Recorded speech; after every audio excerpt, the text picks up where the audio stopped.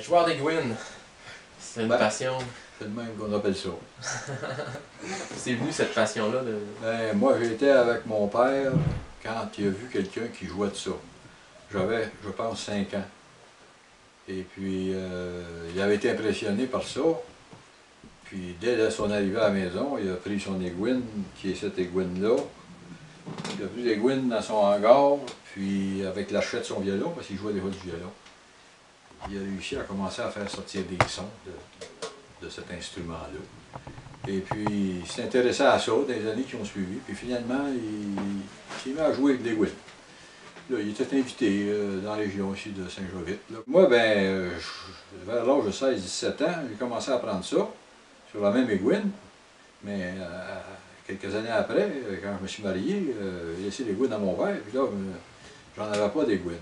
J'ai acheté dans une ferronnerie une Egwin dont l'alliage pouvait ressembler un peu à celle-là. Et puis j'ai joué avec cette Egwin-là jusqu'au décès de mon père en 96. Depuis 96, ça fait déjà 14 ans. Là, ben, j'ai récupéré l'Egwin de mon père, puis avec l'Egwin, parce que je préfère vraiment celle-là à l'Egwin neuve que j'ai achetée à la ferronnerie Saint-Jovite dans le temps. Là, tu sais. Pourquoi? Parce que la qualité de l'acier est différente un peu. Je trouve que celle-ci a un meilleur son que l'autre Egwin. Puis ça, c'est pas une question de prix d'Egwin.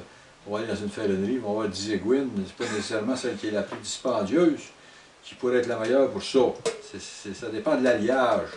Et l'alliage, c'est pas nécessairement important pour le menuisier qui coupe du bois avec l'Egwin. Trouver une Egwin qui rejoint, en tout cas, je trouverai peut-être un jour, si je rencontre d'autres joueurs d'Egwin, on pourra comparer, mais je pense que mon père a été chanceux d'avoir cette Egwin-là dans son hangar, puis cette Egwin-là qui est composée d'un acier qui répond bien à ce qu'on veut faire avec un archevêque. Aujourd'hui, les Egwin dans les ferronneries, la plupart des Egwin qui vendent, c'est un Egwin trempé. Les dents sont assez rigides, que tu peux quasiment couper un clou avec. Ton Egwin est encore bonne. Et puis quand elle n'est plus bonne, là, parce que ça fait longtemps que tu t'en sers, tu la jettes, tu en achètes un autre. T'sais. Alors que dans ces années-là, les Egwin, quand tu ne coupais plus, les gens les faisaient affiler.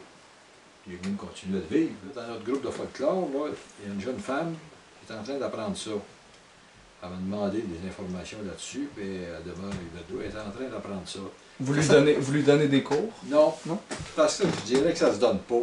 Il faut quasiment que la personne gratte là-dessus, puis essaye tout seul, puis finalement, il faut avoir de l'oreille, comme dans la zone. Je suis capable de siffler. Je suis capable de siffler au Canada, je suis capable de chanter au Canada, parce que je l'ai dans l'oreille depuis tout le temps. Mais j'arrive avec l'instrument, puis je peux le faire après jouer. Ça, c'est la même affaire. Même affaire pour un gars qui joue du violon à l'oreille, ou qui joue du clavier à l'oreille. Et il va faire la même affaire. Sauf que la différence, c'est qu'ici, on ne voit pas les notes. Ils ne paraissent pas. Ils sont pas... Alors que sur le piano, ben, ils sont là.